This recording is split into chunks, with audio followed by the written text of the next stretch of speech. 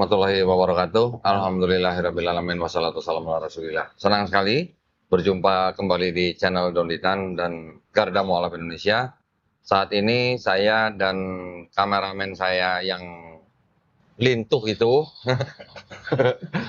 sedang berada di Serambi Mekah, Masya Allah ya. Kita sedang berada di Banda Aceh, sebuah daerah yang menerapkan syariat Islam. Masya Allah. Alhamdulillah sekarang di depan saya ada seorang pemuda mantan kafir juga. Betul ya? Ya, Bang Aris namanya, betul? ya Aris Jain. Arismanto, Aris Manto Jain. Jai, Jai, oh Jai, Masya Allah. Aslinya dari Nias. Nias, suku Nah, Nias. tapi orang tua sudah hijrah ke Pekanbaru. Udah Pekanbaru, udah Iya. lama. Lahirnya Saya lahir di Pekanbaru. lahir di Pekanbaru. Ya. Jadi orang Nias lahir di Pekanbaru. Ya, Terus, Pekanbarunya di Indragiri Hulu. oh Kabupatennya Indragiri Hulu. Indragiri Hulu. Ya. Oh berarti dekat Siak ya? Enggak, Jauh.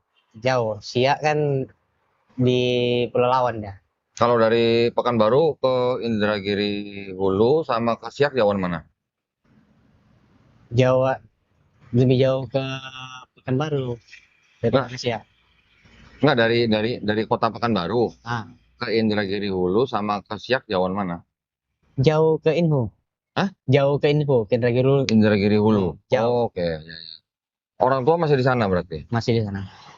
Jadi waktu dari lahir memang sudah ikut orang tua Kristen Iya, dari lahir sampai umur 5 tahun. sampai 5 tahun. Ya, Terus 5 tahun apa? saya diangkat sama orang tua angkat saya. Oh, ada orang tua angkat di Pekanbaru juga. Iya, di Indragiri Hulu juga di Pekanbaru. Terus diangkat sama orang tua di apa? Iya. Disekolahkan Heeh.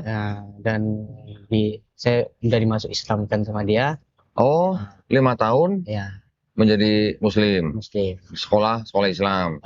Sekolah dasar lah SD. Ya, terus Terus sampai saya kerja sebagai Satpol PP Satpol PP di mana? Di Pekanbaru. di Indragiri Hulu itu. Terus Hanya 1 tahun berjalan kerja, saya keluar. Saya keluar. itu waktu jadi Satpol PP masih Muslim. Masih Muslim. Umur berapa itu? Umur Udah 20 tahun. tahun 2017 itu. 17. Umur berapa itu? Sekitar umur 19-an tahun. 19 tahun. Ya, Terus? Terus saya hanya bisa bertahan setahun, kurang lebih setahun. Di Satpol PP.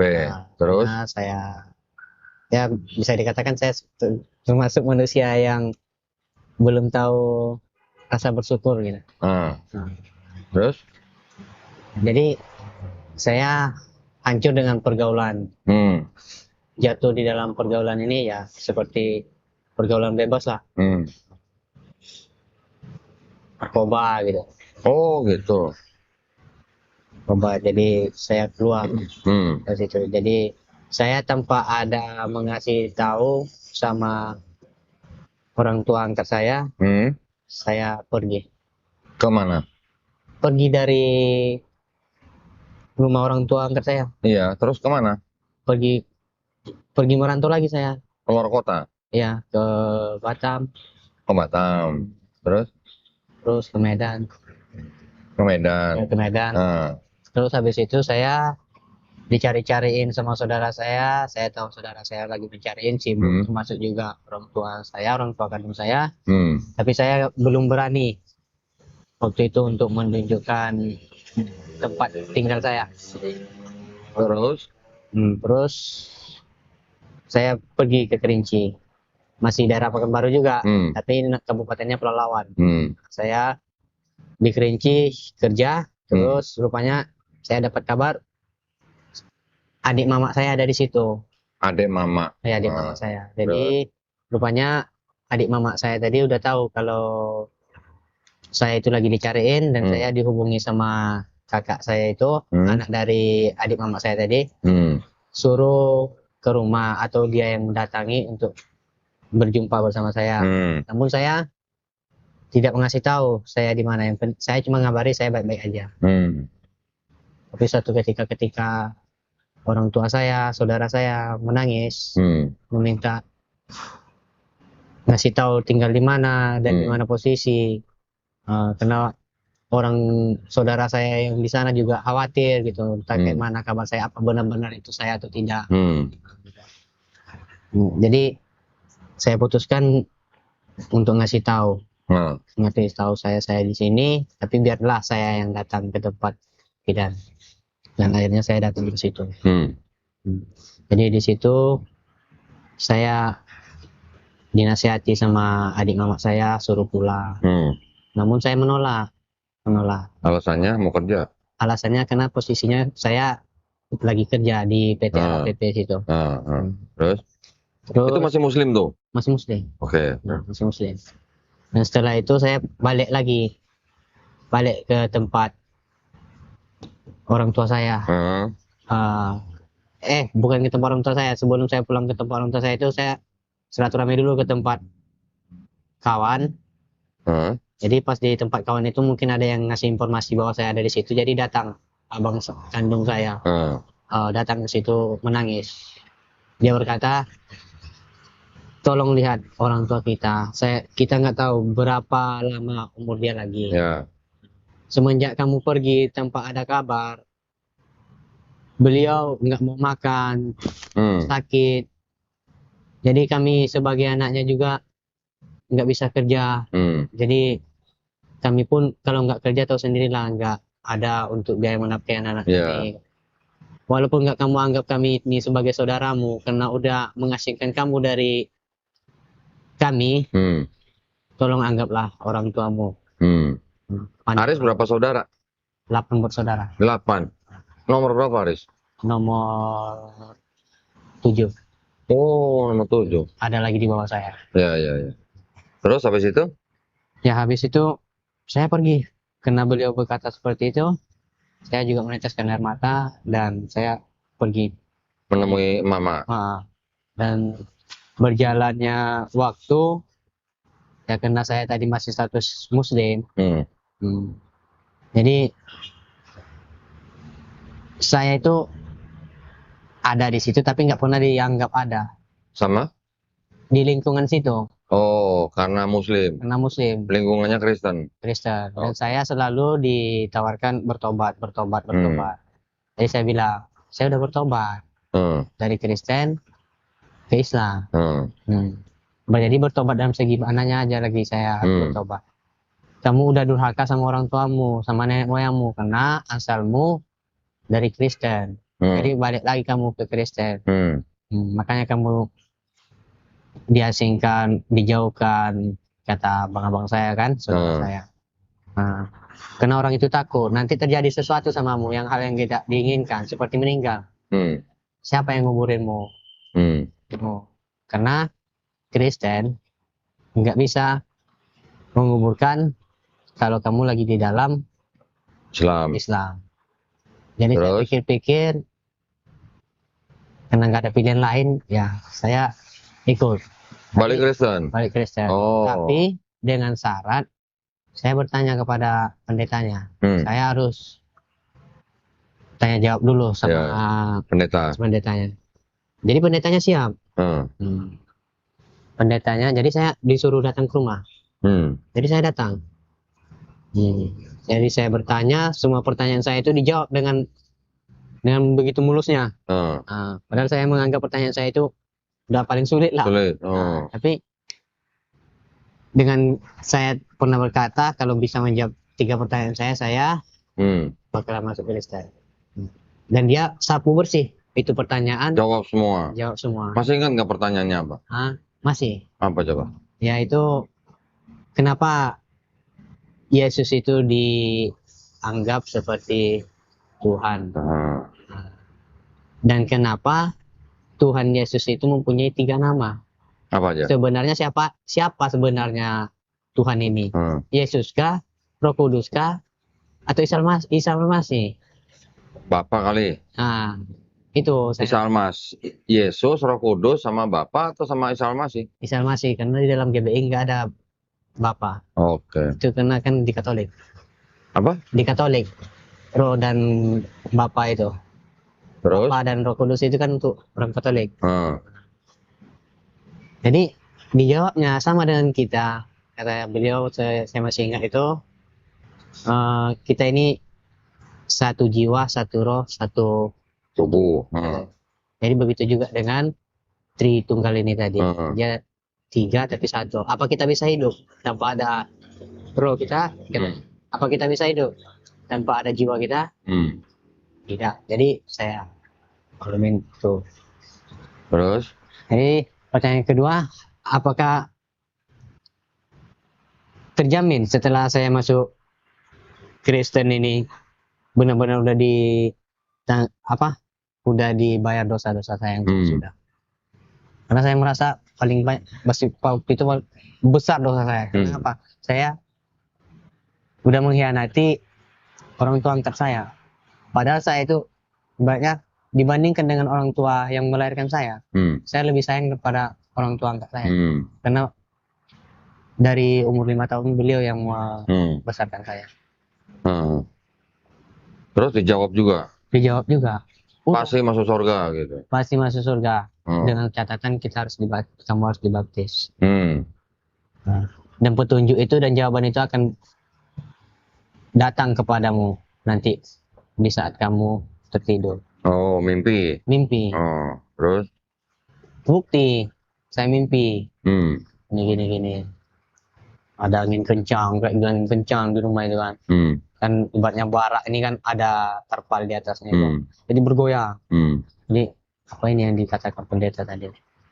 Nah, jadi ujungnya saya bercerita lagi besoknya sama dia. Ya benar-benar terjadi. Jadi saya nggak ada pilihan lagi. Gitu. Saya memang. Pertanyaan ketiga apa? Pertanyaan ketiganya apa itu? Pertanyaan ketiganya tentang apa juga? Ibaratnya tentang makanan. Nah, kenapa sih ibaratnya Kristen ini harus memakan namanya babi tadi? Padahal di dalam Alkitabnya di Perjanjian Lama itu kan yang hewan berkuku panjang itu berkuku belah. Berkuku belah itu nggak boleh dimakan. Kata pendetanya apa? Kata pendetanya itu ada suatu cerita katanya.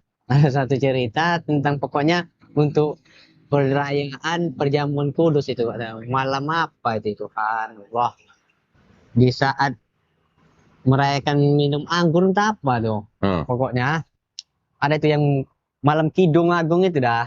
Saat kayak mana gitu. Jadi orang itu mempersembahkan kayak joget-joget, minum anggur. Cerita di mana itu? Cerita di Bible apa cerita di mana? Bible, dia itu.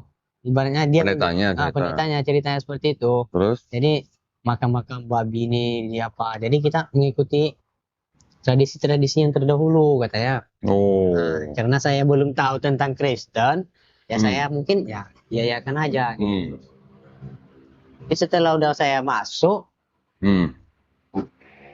semuanya itu nggak ada di Bible. Ibaratnya tuh nggak ada terjadi yang namanya mengasihi sesama itu nggak terbukti gitu. Kasih itu nggak terbukti gitu. Sama-sama. Di situ saya mulai, tapi nggak langsung spontan saya ngapainnya. Kenapa? Di saat saya ingin bertanya lagi, di saat berjamaat itu nggak boleh, dilarang. Kenapa? Karena jamaat ini hanya cukup datang duduk, dengarkan. Nggak boleh bertanya. Padahal saya pengen bertanya gitu. Di depan jemaat itu. Tapi nggak dibolehin. Terus? Kan biasanya ada sesi lain yang nanti pendalaman Alkitab atau apa gitu kan? Itu saya nggak begitu kali. Karena mulai dari situ saya udah nggak connect lagi sama apa ini. Karena udah banyak hal-hal yang menjengkelkan bagi saya. Udah banyak hal-hal yang mengganjalkan bagi saya. Itu berarti kamu balik ke Kristennya di Indragiri Hulu? Iya, di situ. Berapa tahun balik Kristen? 1, 2, sampai 2 tahun lah. 2 tahun. Karena saya nggak lama menjalankan Kristen, saya nikah. Awal tahun 2019. Bulan 10 atau bulan 11-nya saya dibaptis. 2019. 2018 18. Nah, Terus? baptis. Dan tahun 2019 tanggal 22 saya nikah. Oh, 18 kamu dibaptis, Ya, 19 kamu nikah. awal Terus bulan 3. nikah dengan orang Indragiri Iya. Uru juga. Orangnya tadi, Kristen tadi, yang Iya, istri saya sekarang. sama-sama di Pekanbaru. Iya. Oke, terus? Jadi saya nikah dan saya ibaratnya ngambil sumpah di gereja. Dan isi dalam sumpah itu saya ibaratnya tidak akan bercerai. Tidak boleh bercerai terkecuali mati, maut yang memisahkan. Jadi setelah saya jalani kehidupan Kristen hari demi hari, waktu demi waktu, begitu banyak kejanggalan bagi saya. Kejanggalannya apa? Kejanggalannya karena saya mau beribadah nih, ibadah. Ya saya ibaratnya contohnya beribadah tadi, ya saya mengikut Tuhan saya. Tuhan tadi dia ibaratnya ya terserah lah, ibaratnya kita kenal langsung ya. Kalau bagi Kristen yang nggak terima dengan perkataan saya, ya saya ibaratnya tuh mohon maaf, tapi itulah faktanya yang terjadi. Dia menyuruh saya itu menghargai Tuhan tadi, berpakaian sopan ke gereja. Tetapi jamaatnya yang bagi perempuan ngomong itu pakai rok di atas lutut gitu. Gereja. Otomatis kita itu ibaratnya berjamaah tadi nggak fokus. Nggak fokus. Oh, kamu ngintip berarti? Bukan ngintip. Orang kayak mana nggak nampak? Oh, melirik gitu maksudnya? Kayak mana nggak nampak? Orang kan sini laki-laki, ini perempuan. Orang satu ruangan gitu, nggak ada pembatas. Oke. Kita di masjid kan ada pembatasnya. Iya. Nah, ini nggak ada. Terus yang kedua, saya ditegur. Sama siapa? Sama pendetanya, karena saya memakai celana padahal tertutup lutut di sini. Jadi dibilangnya, kenapa pakai celana pendek? Jadi saya jawab dengan simpel. Apa salahnya saya pakai celana pendek? Kamu berarti nggak menghargai Tuhanmu. Bagaimana saya mau menghargai Tuhan saya? Saya bilang, saya lihat aja gambar Tuhan itu, walaupun dia disalibkan, apa dia menghargai kalian? Itu ngomong nih. Dia kan cuma pakai menutup yang apa aja, cuman yang penting-penting aja. Saya bilang. Nah, itu udah dosa besar katanya. Coba kamu. Jadi saya bilang, tapi saya udah dipastikan dosa saya tadi udah ditebus. Kenapa bisa jadi saya berdosa lagi nih, kan? Seharusnya kan kalau udah ditebus dosa tadi ya suka-suka saya lah mau bikin. Nah, kamu nggak bilang itu perempuan-perempuan yang roknya di atas lutut bagaimana? Udah saya bilang. Ini kalau begini jamaatnya para kaum Hawa ini saya bilang yang perempuan ini yang anak-anak oke lah orang tuanya, yang bagi ibu-ibu bagi nenek-nenek, tapi yang anak-anak gadis ini saya maklum, saya bilang saya bukan malaikat, saya manusia diciptakan dengan hawa nafsu. Ya kan, jadi nggak usah kita ibaratnya sok suci gitu, gue bilang. Ya kamu kalau di gereja ada perempuan yang pakai rok pendek, kamu duduk paling belakang dong, biar nggak lihat dong. Mau dari belakang. Kamu kalau duduk depan ya kamu lihat. Saya depan, saya belakang nih, belakang, paling belakang malah. Malam pun ada saya duduk paling depan. Tapi kan apa itu para yang nyanyi-nyanyi itu apa namanya itu? Ya. Dia di depan. Di depan mimbar itu duduk pula pakai rok. Astagfirullahaladzim, ibaratnya udah kayak kamu di gereja ngomongnya astagfirullahaladzim gitu. Nggak ada ngingat gitu loh. Astagfirullahaladzim itu istighfar itu memang nggak pernah lepas dari mulut. Saya apa enggak, walaupun saya dimasuk ke dalam Kristen kemarin, saya nggak pernah lepas dari kata istighfar itu.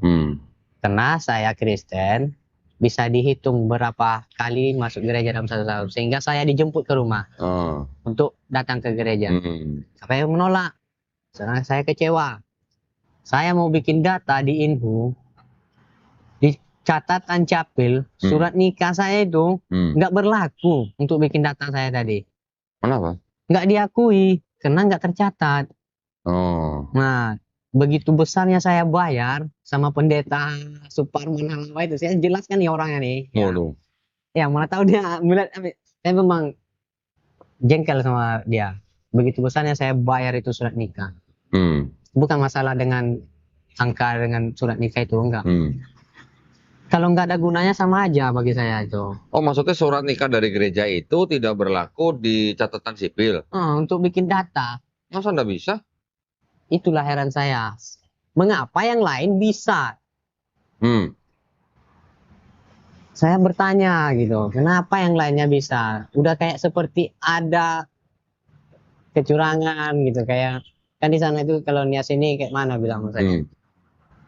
Dia apalagi di gereja itu marga, dia bermarga, kayak bukan gereja umum itu, kayak gereja marga saya bilang. Oh. Pengisinya halawa semua. Apa? Halawa semua. Halawa itu apa? Marga halawa semua okay. yang punya kedudukan di situ. Iya, iya. Orang lain nggak dikasih. Apa mungkin gerejanya belum ada legalitasnya mungkin? Gerejanya memang belum, itu kan apa orang itu mendirikan secara ilegal. Saya dengar seperti kemarin itu pernah mau digusur orang desa situ. Jadi karena orang itu bukan dibikinnya itu gereja, hanya rumah ibadah gitu. Jadi karena dibikin rumah ibadah, sah saja kan. Tapi yang mengajarkan di situ seperti gereja gitu. Terus akhirnya kamu kecewa, terus gimana? Ya saya kecewa, saya memberontak, dan ibaratnya saya mengingat lagi tentang Islam gitu. Saya mengingat lagi dengan Islam, saya nggak peduli lagi dengan Kristen ini. Ya, karena saya ganjalnya saya, masa orang mati dirayakan, menunggukan main judi. Main judi di apa itu? Oh, maksudnya orang sedang menunggu orang meninggal yang mayat ini mau dimakamkan, dikuburkan, entah tergantung pihak keluarga, entah 1 minggu, entah 3 hari. Orang-orang yang menunggu main judi. Gitu, mungkin udah acara. Saya karena nggak tahu entah ini adat, entah apa ini memang apanya, tradisinya saya nggak tahu. Yang penting itu saya nggak terima. Pribadi saya nggak terima. Dan saya dekati lagi secara pelan-pelan kepada orang tua angkat saya. Dekati lagi, saya menyesal. Waktu kamu masuk Kristen, orang tua angkat kamu tahu? Tahu. Dan beliau sangat marah.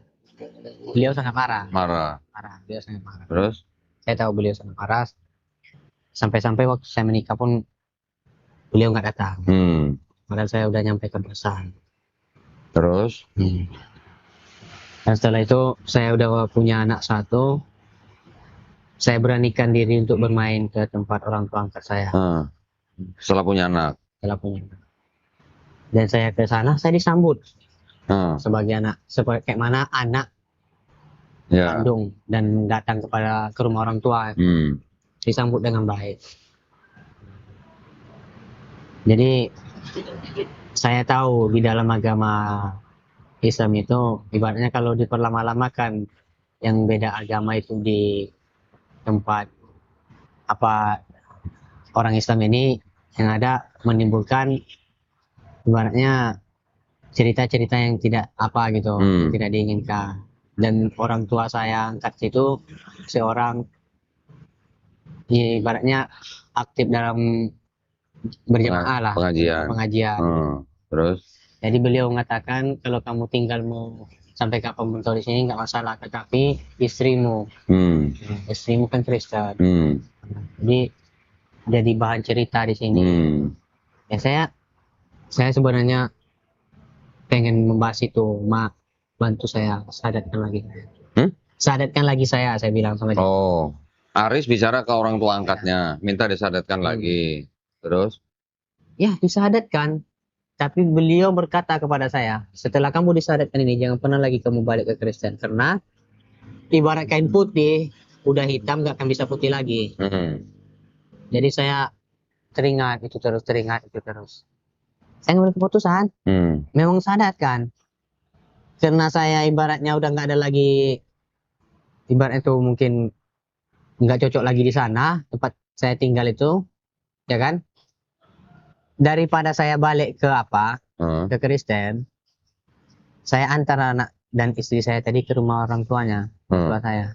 Dan situ saya sekitar beberapa bulan terus saya pergi merantau di Kalang. Istri kamu ditinggal? Tinggal. Saya bilang berkata, saya nggak akan pernah balik ke Kristen lagi. Karena waktu itu ada suatu kejadian yang sebenarnya saya menangis. Nangis saya. Karena anak saya yang paling kecil itu nggak sampai umurnya 1 tahun. Dia sakitnya keras. Ibaratnya itu kayak orang step. Tapi dia bilang step. Kalau step kan sementara, ini nggak lama dia. Sampai 2 minggu dia sakit parah. Dan orang itu berkata kepada saya. Siapa yang berkata? Mertua saya, orang tua saya, saudara-saudara saya. Nah, pendetanya juga bilang, kamu harus bertobat. Jalan-jalan satu-satunya cuma bertobat kamu agar anak ini diangkat penyakitnya sama Tuhan Yesus Kristus. Karena kamu udah melakukan dosa besar, makanya anakmu terjadi. Istri saya nangis-nangis. Bang, tolonglah. Mungkin ini teguran Tuhan kepada kita, kan? Karena kita udah Islam, kan? Saya bilang, enggak. Sekali saya bilang tidak. Kalau memang itu anak dititipkan Allah tadi untuk saya, dia tidak akan mengambil begitu mudahnya dari saya. Nah, saya bilang begitu. Nah, saya tidak akan berpaling dari Islam ini. Nah, saya bilang, saya tegaskan apapun yang terjadi. Saya bilang kayak gitu. Nggak terima kalian, tunggu anak saya sehat. Saya akan berdoa agar anak saya ini sehat. Pokoknya kita berdoa udah, kita bawa dia ke rumah sakit. Pulang dari rumah sakit, alhamdulillah sembuh. Setelah itu saya pergi berangkat ke Sidikalang, ke tempat abang kandung saya. Dan pas di Kalang, saya mendengar kabar kabar abang saya ada di Subuh Salam Aceh ini kan. Dia udah masuk Islam. Saya nggak percaya, jadi saya bersilaturahmi juga ke sini. Oh, abang kamu di Aceh. Sudah masuk Islam juga. Dibina di sini juga. Oke, terus? Jadi saya datang silaturahmi gitu kan, karena ibaratnya bisa dikatakan saya nggak pernah jumpa gitu sama beliau. Saya pergi, beranikan diri aja pergi. Saya lihat di situ memang udah masuk Islam dia, alhamdulillah. Alhamdulillah. Supaya kalian masih dapat hidayah. Terus? Itu memberikan hidayah kepada kalian. Jadi usul kenapa kamu sendiri ke sini? Apa ada masalah? Masalah tidak ada. Terus mana anakmu? Mana istrimu? Di sana tinggal di Pekanbaru. Saya mau pergi sini hanya mencari kerja. Saya bilang, saya cari kerja. Kalau ada kerja samamu, kasih saya. Nah, saya mau menafkahi anak dan istri saya. Saya punya tanggungan. Baik, saya kasih kerja. Tetapi waktu di situ tuh saya dipertanyakan soal keagamaan saya. Karena saya nggak ada buku mualaf. Apa syahadatnya nggak ada. Nah, tapi saya bilang saya Islam. Nggak percaya bisa kalian tengok di data orang tua angkat saya, di kakaknya. Sampai yang di apa ini pun nggak percaya sama saya, sama ketua forum. KTP kamu Islam atau Kristen? Waktu itu saya nggak bawa KTP, makanya nggak percaya. Jadi saya bilang saya pernah bikin KTP dan saya ada kakak, bahwa di kakak saya itu dan di KTP saya itu saya Islam. Kakak yang orang tua angkat. Apa buktinya? Buktinya bisa saya kirimkan foto kakaknya sama kalian. Saya minta sama orang tua angkat saya telepon, saya kasih. Baru orang itu yakin. Tetapi kamu perlu juga disadarkan karena kamu nggak ada surat dari mualafnya. Sadarkannya. Apakah kamu mau bersedia disadarkan lagi? Apakah saya nanti ibarat itu, apakah saya nggak dikatakan murtad lagi? Kok masa saya disadarkan? Otomatis kalau saya disadarkan berarti identitas saya murtad gitu. Sebelum disadarkan ini. Terus? Saya bilang gitu. Enggak, ibaratnya untuk apa pegangan kamu lah, mau kemana-mana. Soalnya nggak ada apa-apa gitu kan, KTP gitu. Ini setelah nanti bikin KTP-mu, bikin kakakmu. Saya bilang, ya saya siap. Saya bilang sama dia, saya siap. Tapi apa saya bisa minta bantu sama kalian? Saya punya keluarga dan anak saya. Kalau orang itu saya bawa ke sini, apa mau kalian membantu saya dengan ekonomi untuk ongkos ke sini? Orang itu bersedia. Orang itu siapa? Ketua Forum Dakwah Perbatasan, Pak Oh, Muklis Pohan. Pak Muklis. Pohan. Tadi ada Terus? dia ikut di seminar. Ya, terus. Beliau apa? Mau kabari aja nanti kapan dia mau. Itulah Ustadz, saya ngomong dulu sama dia, ngomong sama mertua saya. Kalau nanti positif dikasihnya, saya kabari sama Ustadz. Ya alhamdulillah dari bulan 12 saya tinggalkan orang itu, bulan 7-nya saya dapat kabar bahwa dia mau Masuk Islam. ikut saya. Oh, tapi selama 7 bulan itu kamu di Aceh? Enggak selamanya 7 bulan di Aceh. Bolak-balik? Bolak-balik 4 bulan. Bisa dikatakan sekitar 3 bulan saya di Sidikalang, sisanya di Banda Aceh. Di Aceh ini. Ya.